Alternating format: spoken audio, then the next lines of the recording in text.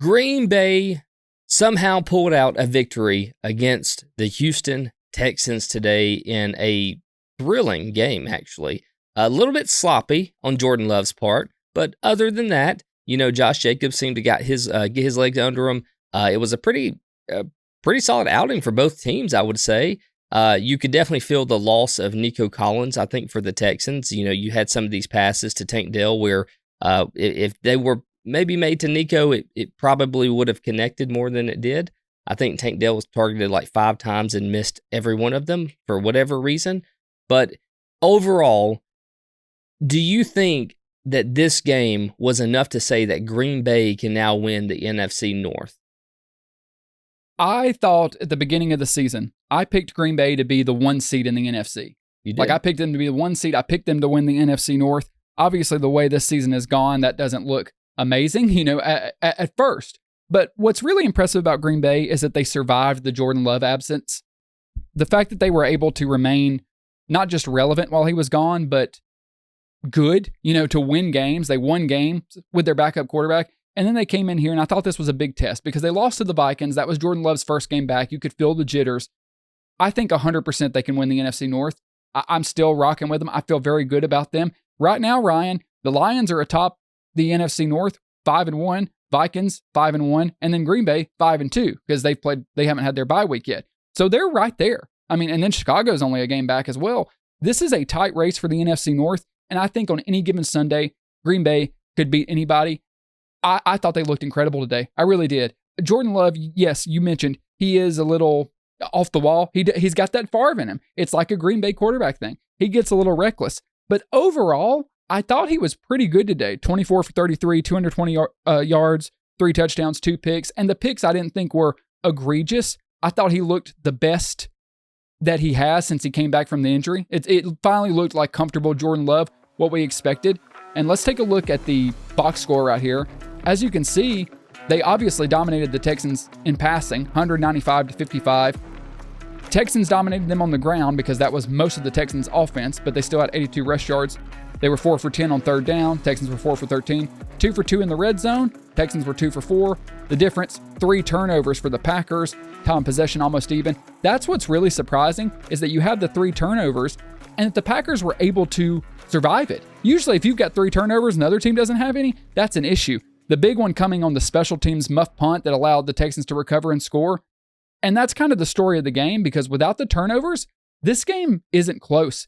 The reason I'm impressed the most, and I'll kick it to you, and the reason I think Green Bay can win the NFC North definitively isn't because of Jordan Love, it's because of the defense. And that is what we've wondered. We have worried about Green Bay in the past. Matt Lafleur bringing in the new coordinator. How is the Green Bay defense going to be? Are they going to finally be a decent unit?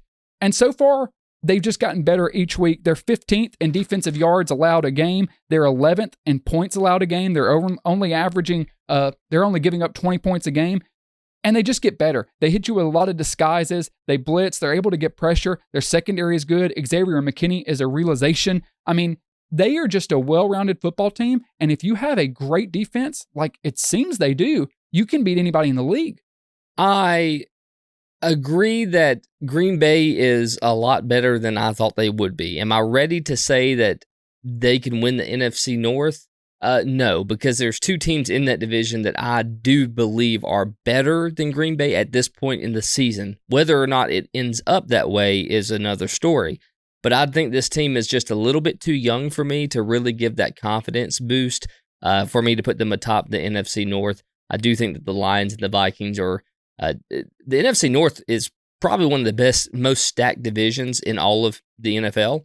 But ultimately, I think that it's just a little bit early for Green Bay. I think give them 2 more seasons with Jordan Love under center, maybe they'll work some things out. But for them, like you mentioned, losing Jordan Love for a couple of games and still managing to pull out a couple of wins, that's big. That may be the biggest emphasis on why they are 5-2 right now. Like the way that Matt Lafleur used this team to get through that adversity is really astonishing, to be honest. Malik Willis was able to get into this Green Bay offense and win football games. And by the way, not just win football games, he looked good.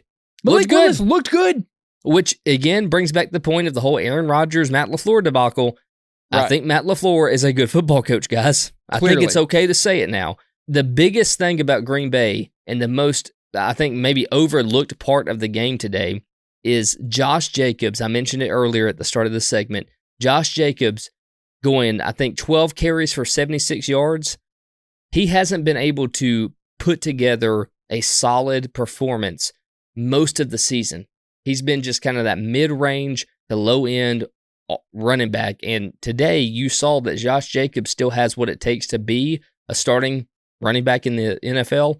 There was mention of that second-string rookie guy, I think Emmanuel something anyway, taking over the starting role. Yeah, Emmanuel Wilson. But I think today showed that he still has it. Green Bay plays a lot better when Josh Jacobs plays better.